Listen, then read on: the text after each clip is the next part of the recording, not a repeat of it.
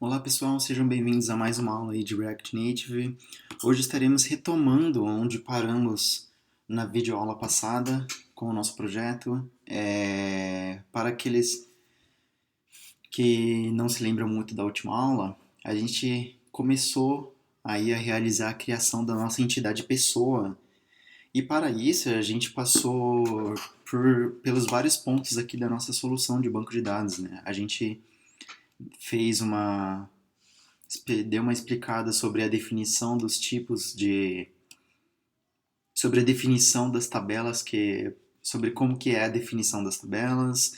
A gente passou aí como é que acontece a definição das colunas, do nome das colunas, a definição aí do formato em si do nosso banco, a definição de cada tabela em conjunto que junta com as definições de cada tabela juntas consolidam a definição do banco. E por fim, a gente comentou aí um pouco sobre a conexão ao banco de dados, como que isso acontece e como que isso é realizado de forma transparente pelo WatermelonDB. E também explicamos um pouco sobre a questão dos seeders. Eu não havia utilizado esse nome anteriormente para vocês, mas esse é o nome desse tipo de ferramenta que a gente fez aqui, que a gente está usando aqui para pré-popular o nosso banco de dados com alguns registros de forma transparente durante a instalação do aplicativo e não só durante a instalação como por meio de atualizações. Então a gente consegue atualizar os registros já existentes sem intervenção do usuário de forma provisionada, de forma transparente, né?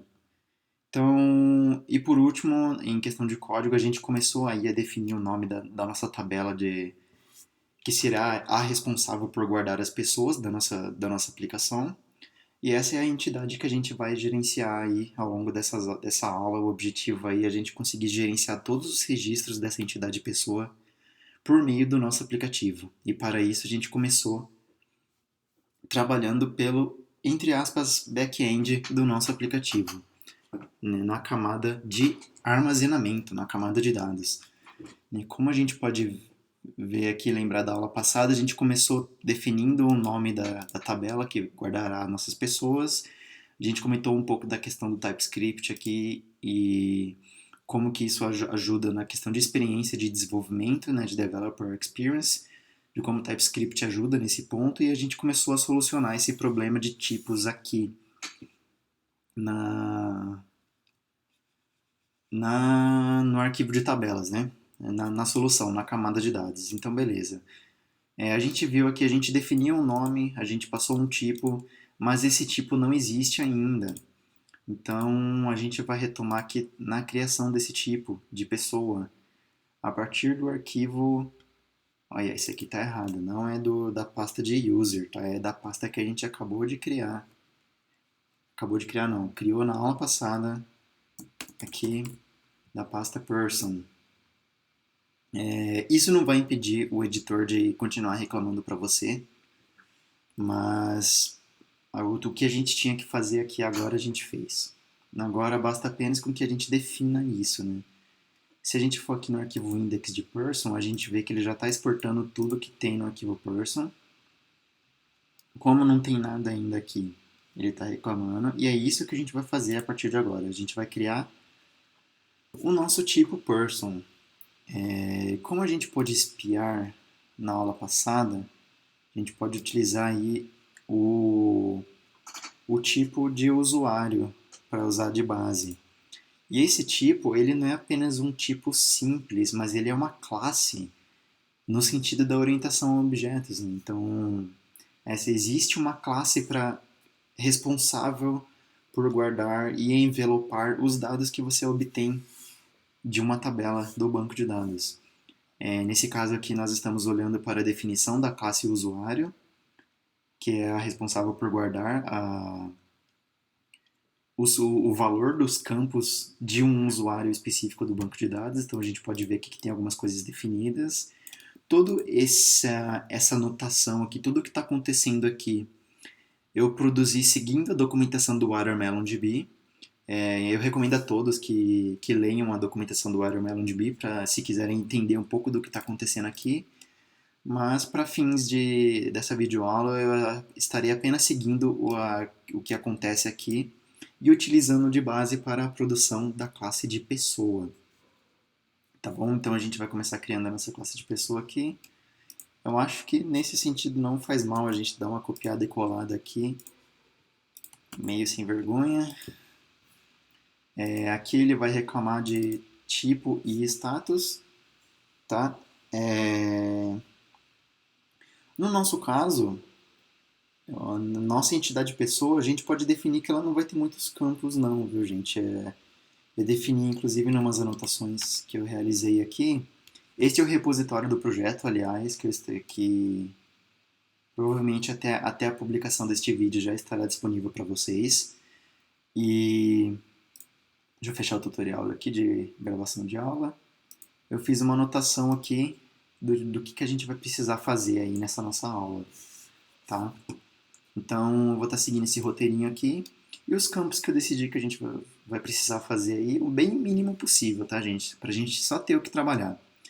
Vai ser uma ID do tipo string, um nome do tipo string e um campo de data de nascimento também do tipo string, tá, gente? A gente vai tratar como se fosse um campo de digitação, tá? Normalmente. Não vai, o tratamento que faremos nesse campo de data de nascimento não será diferente do campo de nome.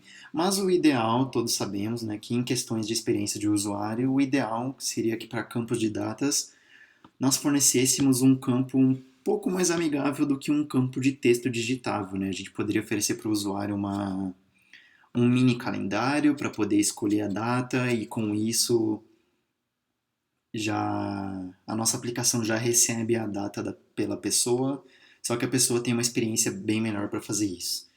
Para o nosso caso aqui, gente, a gente vai fazer o mesmo tratamento de um campo simples, tá? Até para não dificultar aí o aprendizado do nosso projeto, beleza?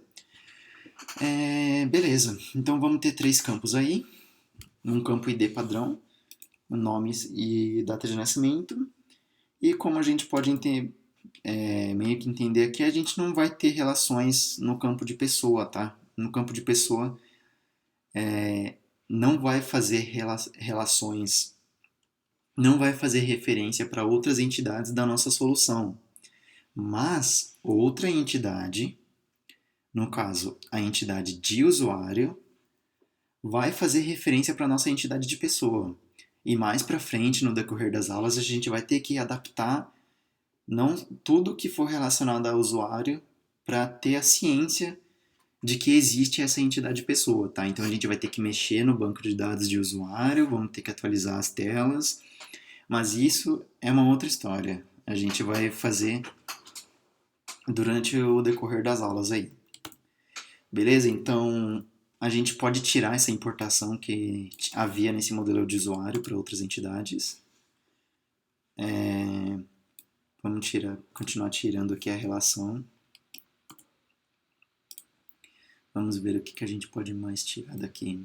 Esse import não vai precisar mais disso aqui também. Vamos formatar isso aqui. Para quem está usando o Visual Studio Code, você pode simplesmente passar o mouse aqui em cima, clicar em Quick Fix ou utilizar o atalho respectivo, que é a ferramenta de fornecer. Então, no meu caso aqui, como de ponto, abre um diálogo aqui para fixar o problema de formatação, né? O Prettier é uma ferramenta de formatação aí que o React Native já oferece durante a geração do template do seu aplicativo. Prettier e ESLint, que é uma outra ferramenta também que as duas inclusive estão aqui na minha barra de status do VS Code, que já detectou a existência dessas ferramentas no projeto. Elas servem apenas para controle de qualidade do software, controle de qualidade do seu projeto e formatação de código, tá? São ferramentas para controle de qualidade de código. É basicamente isso, gente. Mas vocês não precisam se preocupar com isso. Basta apenas vocês fazerem uso dela, que nem eu estou fazendo aqui, para manter o código legível e seguindo os melhores padrões aí. E todas essas linhas vermelhas que aparecerem aqui durante o código, que nem vocês viram, Se não for um erro grave aí se não for um erro de programação, vai ser um erro de qualidade que o Visual Studio vai te fornecer por meio dessas ferramentas. Então essas ferramentas reportam para o Visual Studio e o Visual Studio, por sua vez, renderiza de forma adequada. Indica o erro para você aqui, indica o erro aqui embaixo também, que nem está me mostrando aqui que tem um erro nesse arquivo, que já é um erro de import porque não existe essa classe person. E é isso que a gente vai estar resolvendo agora, tá? Vamos ver o que a gente vai precisar aqui. Como a gente pode ver, vamos trocar as referências para usuário, né? Porque a nossa tabela é de pessoa e não usuário. Vamos fazer referência às nossas definições de pessoa, tá? Aqui a gente vê que a gente ainda tem mais trabalho para fazer antes de definir essa classe. A gente aqui importou um objeto columns, que era o responsável por definir as colunas da tabela, e a gente fez uso dele aqui, só que a gente ainda não definiu as colunas da nossa pessoa no objeto columns. Como vocês podem ver aqui, não tem nenhuma definição. Então, para a gente resolver esse problema aqui não está aparecendo que é um problema, né? Mas vamos trocar as referências para a gente evidenciar a existência desse problema. Beleza. Aqui, a gente fez referência ao objeto de tabelas e utilizou a propriedade pessoa, a propriedade person, que tem a definição do nome da tabela que a gente vai utilizar, que já está definido, isso está ok, foi por isso que a ferramenta não reclamou, mas aqui a gente não existe. Então, antes da gente estar mexendo aqui, vamos definir as colunas lá naquele arquivo, que aí a gente resolve esse problema, tá? Mas antes da gente ir lá, vamos só trocar as referências para usuário. Tirar as referências de usuário aqui, tá? Vamos, ao invés de user, vai ser person, porque vai ser uma pessoa. E com isso, a gente percebe aqui que a gente já resolveu aquele problema lá de importação. Não aparece mais. Agora o único problema que está aparecendo ali é por causa disso aqui. Porque não existe a propriedade person no objeto columns. E isso, gente, é permitido. Claro que em casos mais simples de importação de objetos simples, que nem está acontecendo aqui, a importação de objetos simples e a utilização de um objeto simples, o Visual Studio ele é capaz de inferir, o Visual Studio Code ele é capaz de inferir isso para mim aqui na ferramenta sem a existência de TypeScript, tá? Isso é possível de acontecer no JavaScript. A diferença é que para bibliotecas externas e às vezes para o seu próprio código, dependendo do contexto, ele não é capaz de fornecer o autocomplete para você. Como a gente pode ver aqui, ele está sendo capaz de inferir as propriedades que tem naquele objeto. Então, esse é um cenário onde a própria ferramenta, no caso o Visual Studio Code, ele consegue inferir para você, mesmo você não utilizando TypeScript, tá? Mas não é todos os cenários que isso ocorre. Então, a utilização de TypeScript acaba ajudando aí nesse ponto. Como nesse caso não existe o tipo person, vamos deixar anotado aqui que vai existir um person. A gente sabe que não existe agora, vai estar reclamando, mas beleza. E vamos lá definir as colunas. Beleza, nesse objeto de colunas aqui, vocês podem ver que existe uma propriedade respectiva para cada tabela que a gente deseja ter no banco de dados. E em cada propriedade existe um objeto com o nome das colunas. E cada nome da coluna utiliza uma função apropriada do Watermelon. Então vai ser no mesmo esquema que a gente fez aqui, que nós utilizamos uma função para definir o nome da tabela, uma função do Watermelon para definir o nome da tabela e também passamos o tipo respectivo. A gente vai fazer o mesmo esquema aqui, tá, gente? Então vamos criar um novo objeto aqui, chamado person. E esse objeto aqui, ele vai conter a definição dos campos que terão na nossa entidade. Então, person como a gente deu uma espiada lá naquele meu script, vai ter um nome. Vai ter um nome aqui. Nome. Vamos chamar a função do watermelon. Dar um tab para completar. Abrir parênteses. Aqui, como o Watermelon ele oferece suporte para TypeScript, o Visual Studio Code ele é capaz de me indicar o que eu preciso passar para essa função e qual que é o tipo de retorno dessa função. Então ele espera que eu passe um elemento, um argumento nome do tipo string. E ele vai me retornar a string adequada do nome do banco de dados para a gente fazer menção aí na aplicação. Então vamos passar um nome aqui. No caso vai ser name também. O nome da coluna dentro do banco de dados. Tá? Dá uma vírgula aqui. Só para esclarecer, o que é responsável por definir o nome dentro do banco de dados é esse column name aqui, tá? Esse nome aqui você pode botar o nome do que for, mas o que vai definir o nome dentro do banco de dados é esse aqui. É o resultado dessa função aqui. E é por isso que a gente sempre faz referência para essa propriedade, para as propriedades desse objeto columns, porque ela vai ter a referência apropriada para o nome da coluna dentro do banco de dados. Vamos finalizar a criação dela aqui. O que mais que a gente vai ter? A gente vai ter data de nascimento. Então vamos fazer aqui a data de nascimento. Column name. Espera o nome aqui da coluna e a gente vai usar o mesmo nome aqui. Vamos manter o padrãozinho. Birthday. Beleza. Acabou aqui? Em questão sim, mas a gente não está utilizando. Lembra daqueles campos que eu falei para vocês, que inclusive as outras tabelas estão usando, de criado em e atualizado em? Esses campos são fornecidos pelo Watermelon de graça para a gente poder usar.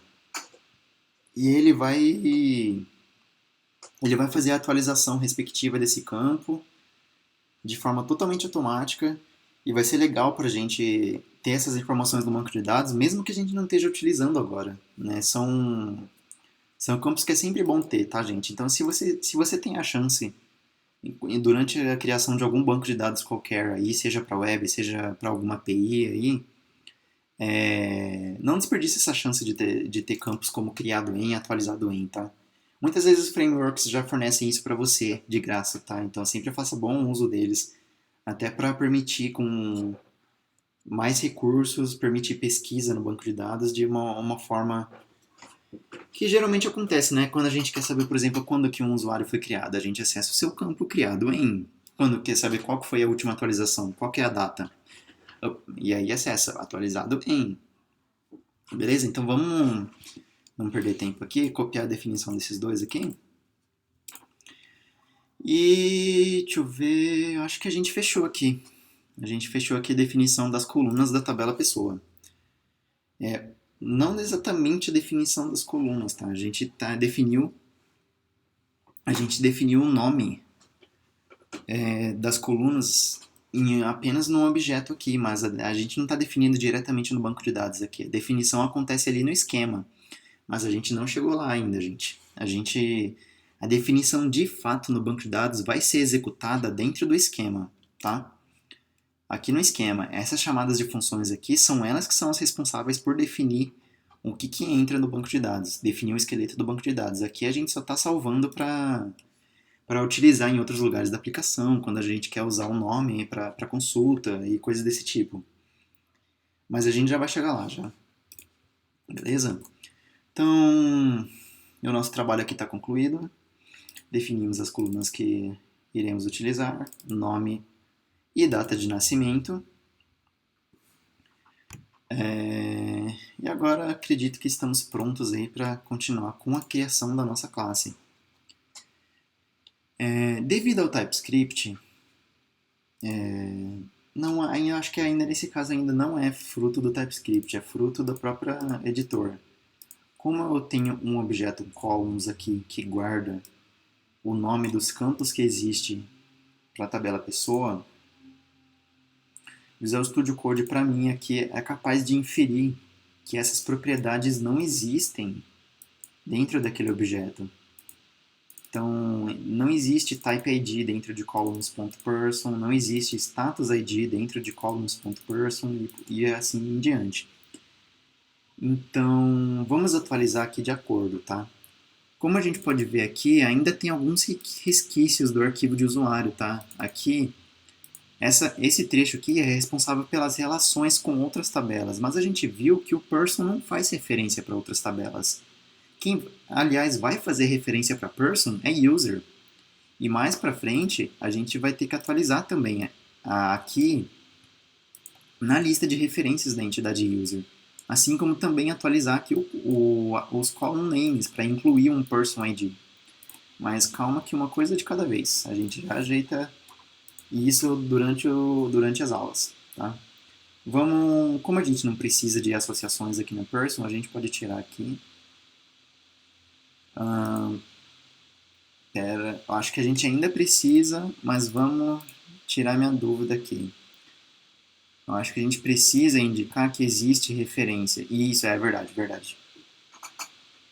Eu acho que nesse caso aqui a gente pode utilizar alguma outra entidade, que nem a entidade status, para nos ajudar na definição dessa classe pessoa, tá, gente? Então vamos liberar espaço aqui no editor. Se uma entidade ela não faz referência para outras entidades, ela também pode ser referenciada por outras entidades. E eu acho que é isso que a gente vai ter que definir aqui, tá, gente? Então vamos dar uma espiada aqui, uma espiada inocente nesse arquivo aqui. A gente pode ver que o status, como o usuário... cadê meu arquivo de usuário? Volta aqui. Isso, beleza. Deixa eu ver se consigo fazer um negócio legal aqui pra gente entender. Isso, perfeito. Ó, aqui a gente tem as duas entidades lado a lado. Vamos tentar deixar as duas no mesmo pé de altura aqui. Tá mais ou menos. Beleza.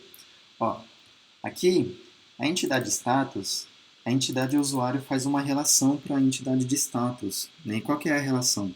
O usuário ele tem um status, ele guarda uma chave estrangeira para a tabela, para um registro da tabela de status. Ou seja, ele tem a ID da opção escolhida, de uma das opções escolhidas existentes dentro da tabela status. E é isso que a gente vai fazer. Enquanto o usuário ele tem um belongs to, ou pertence a, tipo, aqui a gente diz, nesse caso aqui, que o status tem muitos usuários. Ou seja, a tabela status, um status da tabela status, pode ser utilizado por vários usuários. E isso faz sentido. Por exemplo, o status de ativo ou desativado tem vários usuários ativos, assim como também tem muitos usuários que podem estar desativados. E a gente vai ter que fazer essa ligação aqui na tabela de pessoa também, tá galera? Então vamos fazer um... Acho que a gente pode até copiar e colar aqui para não perder tempo. Deixa eu liberar espaço no meu editor aqui. Vamos copiar essa definição aqui e utilizar ela. Aliás, a gente pode fazer a mesma coisa, mas olhar para a entidade person aqui, tá? Vamos tirar essa daqui. E nesse belongs to, vamos colar a linha para fazer no mesmo esquema que a gente sabe que dá certo. Aqui já funciona, a gente vai fazer aqui também. Beleza? Vamos liberar mais espaço aqui. Então, a nossa tabela de person. A nossa tabela de person, nesse cenário, ela também é igual a status. Não concordam?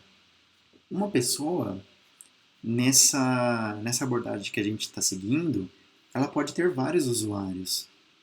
E um usuário pertence a apenas uma pessoa. Então vocês não percebem que é uma relação de 1 para n? Uma pessoa pode ter vários usuários, enquanto que vários usuários podem ter apenas uma pessoa, referência para uma pessoa. Então é esse tipo de relação que a gente está modelando aqui, tá, gente? É uma relação de 1 para n de pessoa com o usuário. Então vamos ver se precisa trocar as referências aqui. Aqui tá ok. Tabelas.user.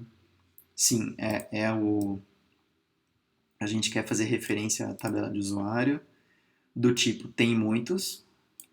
E qual que vai ser a chave estrangeira lá na entidade de usuário, gente?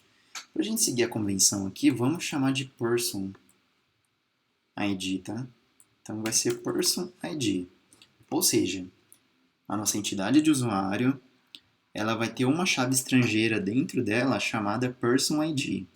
E essa person ID, ela vai ter a ID de uma pessoa existente dentro da tabela de pessoas. Ela é uma chave estrangeira, uma FK que vai fazer referência para um registro dentro da tabela de pessoas. Beleza. Terminamos por aqui? Na verdade, não. A gente precisa possibilitar o acesso no objeto de pessoa a esses registros, né? Então vamos novamente espiar aqui nosso objeto de status. Como a gente pode até dar uma olhada aqui, além de fazer a associação aqui,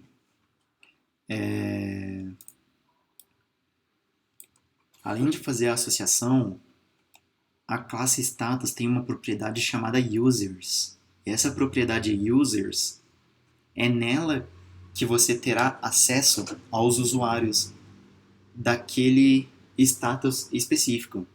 Tá? Então, por exemplo, numa consulta aí ao banco de dados, em algum código dentro da aplicação, você utilizar, assim como a gente está fazendo columns.status, status.users, você terá acesso aos usuários com aquele status. Então é esse tipo de facilidade que o Watermelon oferece para você com a definição dessas classes que a gente está fazendo. E é isso que a gente quer ter. Para isso, vamos repetir aqui o que a tabela de status está fazendo. Ela definiu uma propriedade users, tá bom? E vocês podem observar aqui que existem certas chamadas de funções antes de uma propriedade. O que é isso? Para começar, gente, essa classe aqui é uma classe, né, como é comum em linguagens orientadas a objetos. Essa classe tem propriedades e métodos. E esse recurso aqui, talvez alguns de vocês não estejam familiarizados com isso, mas são anotações, annotations. E essas anotações nada mais são do que funções que anexam um funcionamento especial para uma propriedade de uma classe ou um método de uma classe. E nesse caso aqui, gente, é isso que permite com que o Watermelon ofereça essas facilidades para a gente, que ao chamar .users, que ele retorne os usuários. E a gente vai seguir esse mesmo esquema aqui na nossa entidade, tá? Antes disso, antes da gente fazer de criar essa propriedade users, no nosso caso aqui, se bem que é facinho. Nesse caso nosso aqui, a gente pode só copiar e colar mesmo e não tem problema. E fim de história, gente. Vamos copiar aqui. Aquele copia e cola inofensivo. Também faz referência à tabela users, vai se chamar users. E aqui são anotações do TypeScript, as anotações corretas para que você consiga, quando você acessar, na hora que você acessar a propriedade .users de uma person, o Visual Studio Code ofereça para você o autocomplete da maneira correta, tá? É isso que acontece quando a gente oferece anotações assim. E isso é TypeScript, aliás. É 2 pontos, espaço e o tipo. Beleza? Então a gente pode ver aqui que o Visual Studio Code já está reclamando já com a gente de que não existem algumas coisinhas aqui. Children, ele não consegue encontrar a função children. Children is not defined. A gente pode resolver isso clicando em Quick Fix aqui. Importou. Beleza. Parou de reclamar aqui, mas agora reclamou aqui. Vamos ver o que é. É problema de formatação, porque a nossa linha ela já passou aqui do indicador de qualidade do SLint. Talvez vocês não estejam vendo isso no editor de vocês, tá? Mas é porque eu configurei o meu Visual Studio Code para oferecer algumas barrinhas. Para eu saber quando eu estiver passando alguma métrica de qualidade. Como assim métrica de qualidade? Na programação, existem algumas métricas de qualidade aí impostas em alguns projetos. Entre elas tem métricas de qualidade referentes ao tamanho da linha de um código. Então, essa linha verde aqui, ela tem um tamanho de 80 caracteres. Se eu passar um limite de 80 caracteres, isso significa para mim que eu já não estou com um código tão ideal, conforme alguns padrões aí de projetos existentes na internet. O tamanho da linha recomendado difere de projeto para projeto. Às vezes tem projeto que nem define isso e deixam a linha lá pro canto do projeto. Mas o ideal é sempre você não ter linhas muito longas, até para não atrapalhar a visualização. Como no nosso caso, para nossa sorte, o ESLint e o Prettier, que são as ferramentas que estamos utilizando, já são capazes de formatar o arquivo para você. Ou de, pelo menos, reportar que você passou do limite. Então aqui, se eu vir em Kickfix, ele já formata para mim bonitinho. E eu não preciso ficar fazendo isso toda hora. Posso apertar simplesmente o meu atalho, que é de command e ponto, na linha onde tiver o erro, e ele vai me dar a solução. Então aqui no... bom, aqui já são outros erros já. Vamos continuar resolvendo os erros aqui. Ele diz que não encontrou o tipo query. Vamos importar aqui o query nos nossos imports aqui. Vamos ver de onde que é esse query. Ele importou ali, mas eu não sei se é da importação correta, tá, gente? Deixa eu desfazer aqui. Query, a gente pode importar no TypeScript novo, a gente pode denotar que a gente está importando um tipo, que a gente não está utilizando ele em nenhum outro contexto. Tá, então vamos fazer isso. Vamos copiar fazer essa mesma coisa igual a gente fez aqui no Watermelon Model, tá? Vamos aproveitar e copiar aqui. Que às vezes o Visual Studio Code, pelo menos até a data de publicação desse vídeo, ele não é capaz de sugerir que você importe como tipo. Tá? E a diferença hoje não existe em questão de funcionamento, mas pelo menos dessa forma você tem certeza que você não está usando query no seu código, que está usando ele apenas para documentar o retorno de alguma função ou propriedade. Tá? Mas enfim, vamos ver aqui, o nosso último problema é user. Ele não consegue encontrar uma definição para user. E conforme a gente pode ver aqui, vamos fazer igual o que o status está fazendo, que é importar o tipo de user. Para ele saber o que é um user no contexto do TypeScript. Então vamos importar o tipo correspondente da TypeScript para a ferramenta ficar feliz. E agora beleza, está funcionando. Mas o caminho do import não é o mesmo. Por quê? Se a gente abrir aqui o nosso editor de novo, o status está dentro da pasta user, mas o person está dentro da pasta person. O que a gente tem que fazer? A gente tem que voltar um caminho para trás, entrar na pasta user e importar daqui. E para isso a gente pode se utilizar do atalho fornecido pelo index. Qual atalho é esse? Vocês vão ver aqui ao vivo. 2 pontos, volta. Beleza. Agora tá certo. A gente pode conferir que o nosso import deu certo usando Ctrl e clique, ou Command e clique, e vendo se ele retorna um autocomplete que nem vocês estão vendo, ou até clicando mesmo. Se ele retornar, o import está ok. Viu? Ele trouxe para o meu arquivo, então o import está ok. Beleza? Vamos dar uma olhada aqui na definição da classe. Ele está reclamando de e-mails e password. E isso é porque a gente não adicionou referências para esses campos, para os campos corretos que a gente definiu aqui dentro de columns, tá? Aqui a gente não tem e-mail e password, aqui a gente tem name e birthday.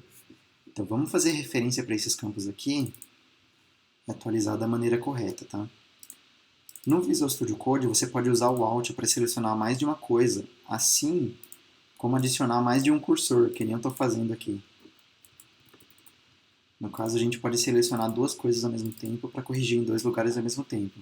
Então a gente pode digitar name Opa, botei um editor no lugar errado aqui. Vamos remover ele.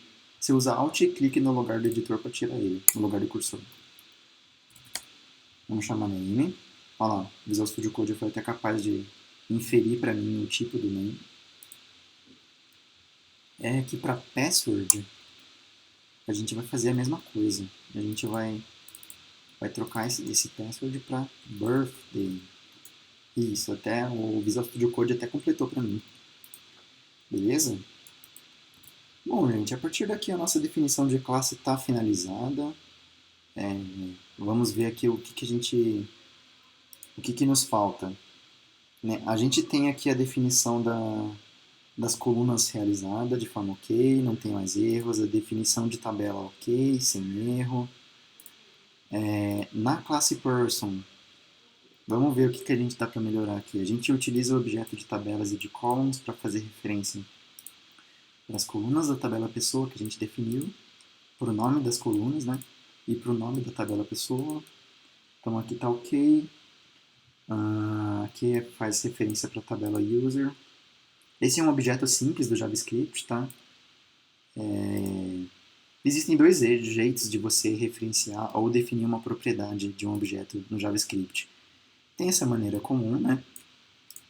Que é essa construção, né? Const seu objeto é igual a... Aí você pode definir nome, sei lá, vai ser fulano, idade, sei lá, 25.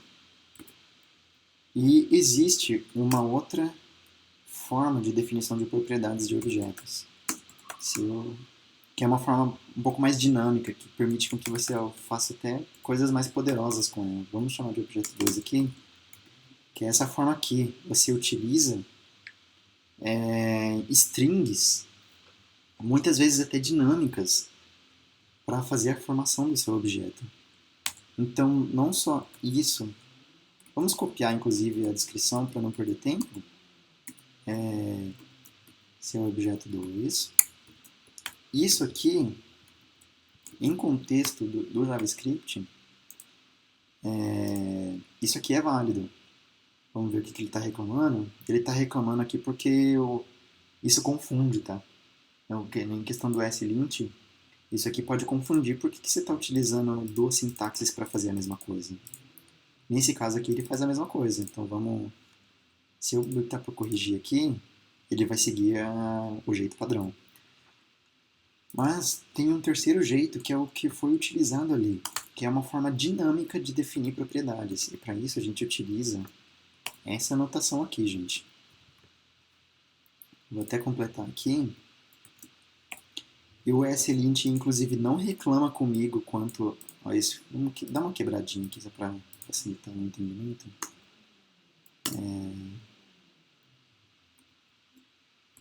Deixa eu ver aqui. Vou quebrar aqui para a gente entender mais fácil.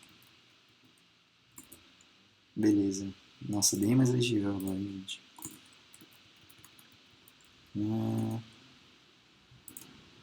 Beleza. Tem essa forma aqui de definição de propriedades. E o slint nem reclama comigo quanto a isso, porque essa funcionalidade, que é fornecida pelas versões de JavaScript mais recentes, permite com padrões de projeto muito interessantes e poderosos. Você pode, inclusive, definir isso aqui utilizando um loop ou alguma coisa desse tipo. Então, isso aqui aceita não somente strings, como strings computadas também, né? Tem um nome que vocês podem pesquisar sobre esse tipo de recurso que eu estou fazendo aqui. Se não me engano, são Computed Properties do JavaScript. Tá? Mas nada mais é do que permitir com que strings sejam utilizadas para definir as keys, né? As chaves de um objeto. Que um objeto nada mais é do que um par de chave-valor. Né? Chave-valor, chave-valor, chave-valor. E é um recurso poderoso. Enfim, essa explicação foi só para a gente entender ali o que é isso aqui, né? Isso aqui nada mais é do que um jeito de que eu possa definir, usar uma propriedade dinâmica para definir a propriedade desse objeto. que eu não posso utilizar um nome de propriedade dentro de uma variável se eu fizesse do jeito padrão. Ó. Se eles conferissem aqui, você viu que já deu erro. Mas tables.user é a referência que guarda o nome da tabela de usuário. Então eu preciso usar ela. Como que eu faço isso? Como que eu guardo em uma variável o nome da propriedade que eu quero usar em um objeto? Guardo daquela forma, mas como que eu utilizo? Use chaves. Colchetes, na verdade, né? Beleza. Vamos ver aqui. Uma pessoa tem muitos usuários e o nome da key, foreign key, vai ser person ID. Uma pessoa, ela também tem nome, ela também tem birthday. Vamos ver essas anotações de text e field aqui.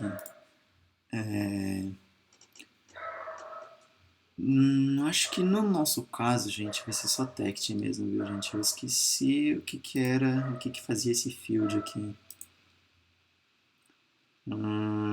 Para isso, vamos recorrer à documentação do Watermelon, né? Porque deve não guarda tudo de cabeça, né? Deixa eu dar uma atualizada aqui.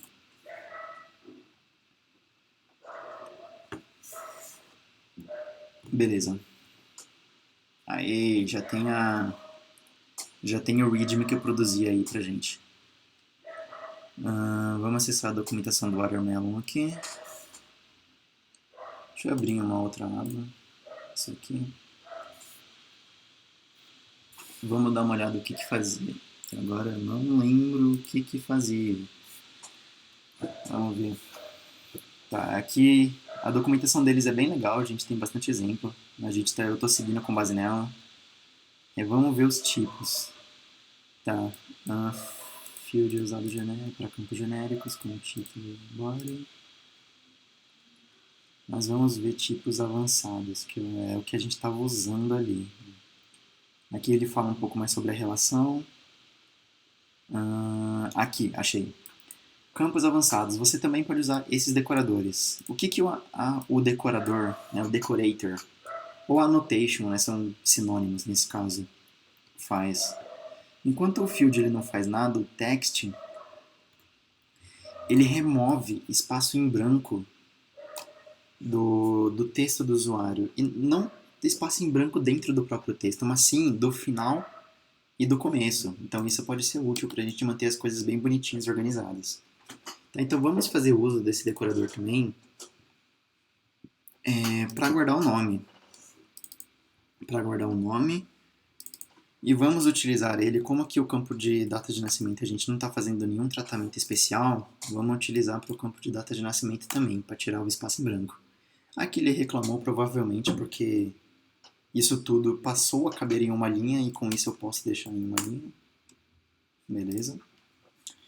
Então vamos conferir. Classe pessoa, tabela pessoa, associações com a tabela de usuário do tipo 1 para muitos, e a foreign key dentro da tabela de usuários se chama ou se chamará person_id. Tem a coluna nome, que guarda uma string, que retorna uma string, né? Tem um campo birthday, que vai ter a nossa data de nascimento do usuário, também string. Tem registros filhos, que é isso que esse decorator faz, e é ele que fornece a funcionalidade que é possível de utilizar mais para frente, da gente chamar, por exemplo, person.users e retornar uma lista de usuários, que é do tipo query, que usa o modelo de usuário. E tem dois campos aqui, que são aqueles campos automáticos que a gente comentou lá, gente, de criado em e atualizado em, que já é atualizado pra gente e gerenciado pelo Watermelon. A gente não precisa fazer mais nada para fazer eles funcionarem. Beleza? Eu acho que a gente vai ficando por aqui. Deu bastante coisa para definir esse modelo aqui, por mais que sejam poucos arquivos que a gente mexe, mas tem muita coisa acontecendo, por mais que sejam poucas linhas, né? Esse daqui são 21 linhas, mas o tamanho da funcionalidade que esses arquivos fornecem é enorme. Então, tenha essa etapa de explicação mesmo. Beleza? Acho que a gente vai ficando por aqui. Eu acho que a próxima etapa nossa a ser trabalhada é a definição do esquema. Então, a partir daqui, a gente vai finalmente definir dentro do banco de dados e falar para o nosso aplicativo: olha, a partir de hoje, você vai ter uma tabela chamada de usuários. E essa tabela de usuários ela vai ter 3 campos. Na verdade, vai ter 5, né? Além dos campos que a gente definiu de nome, data de nascimento, criado em, atualizado em, vai ter um campo ID, só que a gente não precisa definir isso. Tá? A própria ferramenta cria pra gente. Então a gente vai estar dizendo isso basicamente para o nosso banco de dados e para o nosso aplicativo. E com isso, ele vai fazer a criação dessa tabela e vai permitir com que a gente utilize ela mais para frente. E esse praticamente será o nosso roteiro para a próxima aula. A gente vai possibilitar a utilização dessa tabela no nosso aplicativo. Quem sabe até fechando a nossa camada de dados. Ai, gente, a primeira camada de dados aí a gente vai estar quase finalizando já. E é isso, gente. Espero que vocês tenham gostado aí da aula. Espero que tenha conseguido entender. É muita coisa assim. Então vai pegando cada aula, às vezes revisa, vai fazendo junto com o vídeo, vai assistindo, pausando. E dessa forma dessa forma que a gente aprende, né? Então, muito obrigado, pessoal. Até mais. Até a próxima aula.